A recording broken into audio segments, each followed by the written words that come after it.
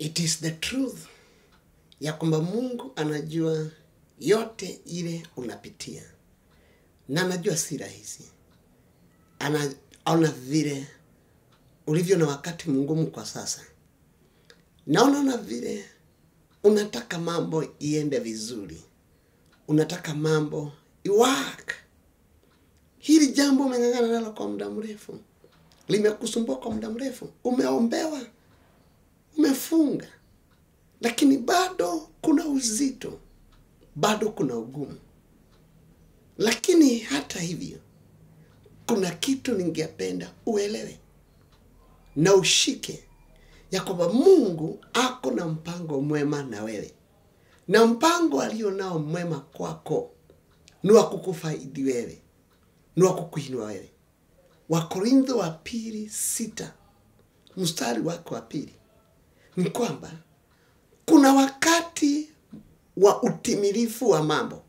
Kuna wakati Mungu hukuja wakati unaofaa.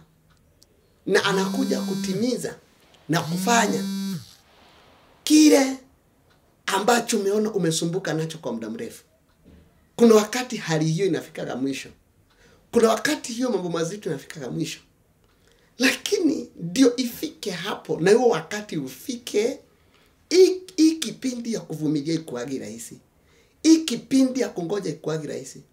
Kukosa pesa is not an easy. Kukosa kazi is not an easy.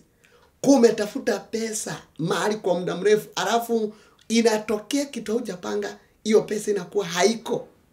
Ulikuwa na mali na sasa hauna. Ulikuwa na pesa sasa hauna. It's not an easy. Haikuwa rahisi kwa Job. Mtu aliyekuwa na pesa, alikuwa na watoto, alikuwa na mali, imefika mahali hana. Hata chokora wale wa mtaani wameanza kusema, huyu mtu amelaaniwa. Haikuwa rahisi. Hakuna mtu aliyekuwa anataka kuitanishwa na yeye. Hiyo kipindi haikuwa rahisi.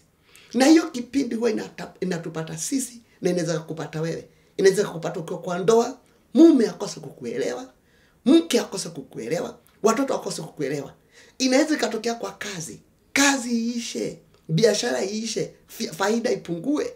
Hiyo mambo inaweza kukupata. It is the truth. Lakini hata hivyo, I want you to believe that Mungu bado ako na mpango mwema na yeye. He has a good plan. Ako na mipango mizuri na yeye. It is not easy, but accept so that you may move on. Kwa sababu maisha iishi katika ugumu na uzito, kuna maisha mengine mazuri. There is another